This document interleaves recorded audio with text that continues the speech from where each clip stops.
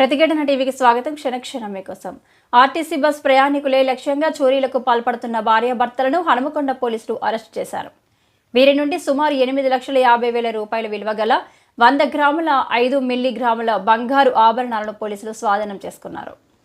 పోలీసులు అరెస్టు చేసిన దంపతులు ములుగు జిల్లా తాడ్వాయి మండలం కాటారం గ్రామం, ప్రస్తుతం హనుమకొండ కుమార్పల్లి నివాసం ఉంటున్న చెల్ల స్వప్ని, మధురి సత్యనారాయణగా గుర్తించడం జరిగింది.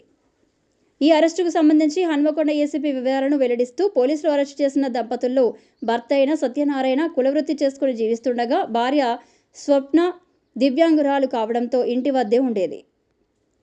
సత్యనారాయణకు వచ్చే ఆదాయం జల్సాలకు సరిపోకపోవడంతో సులభంగా డబ్బు సంపాదించాలనుకున్నారు.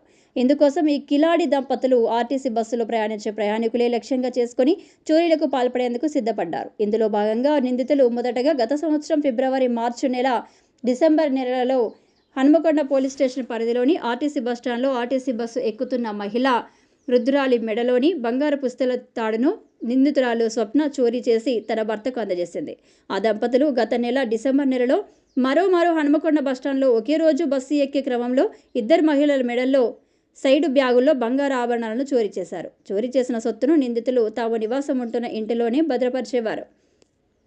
ఈ నిందితులు పట్టుకోవడంలో ప్రతిభ కనబరిచిన Hanamkonda inspector Satish, admin SI Ashok Kumar, crime SI Kishore, AO Salman Pasha, head కానిస్టేబుళ్లు నారాయణ, రహూఫ్, కానిస్టేబుళ్లు మహేష్, అశోక్, వీరన్న, భాస్కర్లను ఏసీపీ అభినందించారు.